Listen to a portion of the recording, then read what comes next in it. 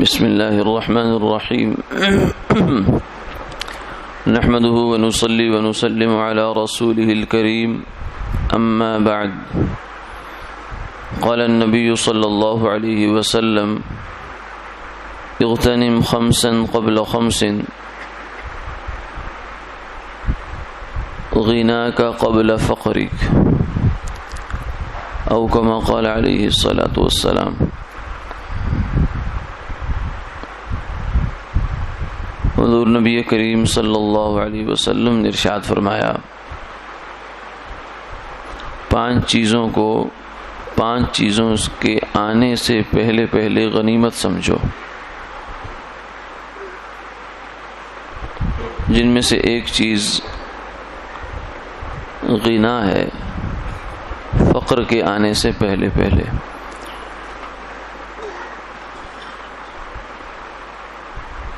غنیمت سمجھنے کا مطلب یہ ہوتا ہے کہ اس کی قدر پہچانے انسان، اور اس سے زیادہ فائدہ اٹھانے کی کوشش کرے۔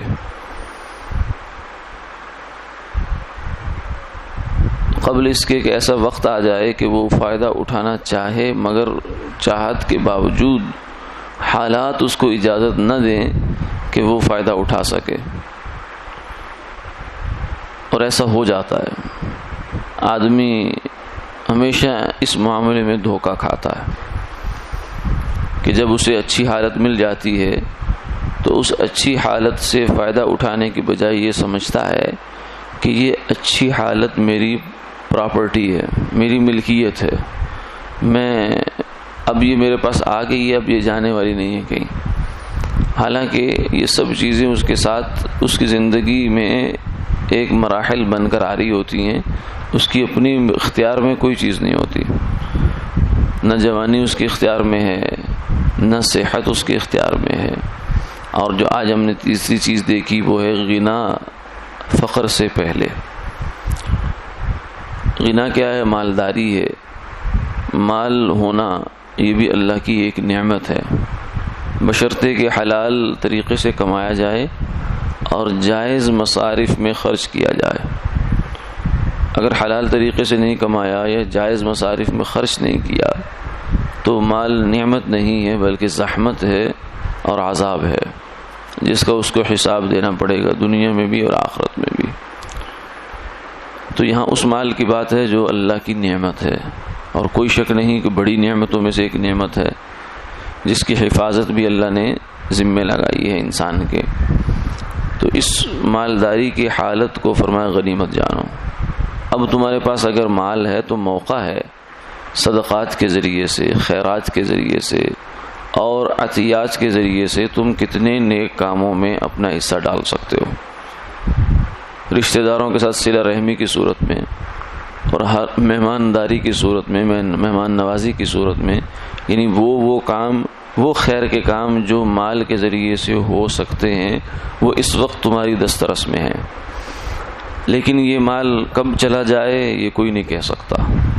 فرماتے مال سائے کی طرح ہے، سایہ بالآخر ڈھل جاتا ہے۔ تو کبھی کبھار تو انسان کا ساتھ دیتا ہے مال، ورنہ حالات اوپر نیچے ہوتے دیر نہیں لگتی۔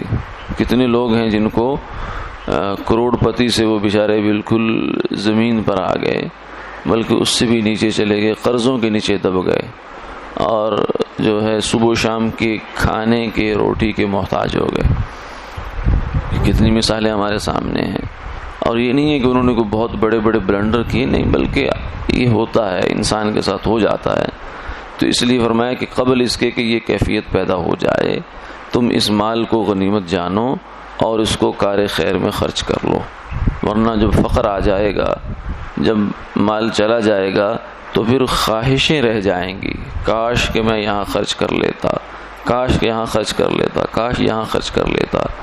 تو یہ کاش کہنے سے اچھا ہے کہ کاش کا وقت آنے سے پہلے پہلے انسان سنبھل جائے اور مال کو اس کے صحیح مصارف میں خرچ کرنے کی ترتیب بنائے۔ اور یہ مال رہتا نہیں ہے، خرچ ہو جائے گا تو اللہ کے ہاں سے بدلہ ملے گا، اللہ کے خزانے میں جمع ہو جائے گا، اور وہاں پھر جو جمع ہوا تو پتہ نہیں کتنے گنا جو ہے بے حساب اللہ تعالیٰ اس کو واپس کریں گے۔ ہمارے پاس رہے گا تو ہمارے ہاتھ سے تو نکل جائے گا، جب نکل جائے گا تو نہ ہمارے دنیا کے کام کا نہ آخرت کے کام کا۔ اللہ تعالیٰ عمل کی توفیق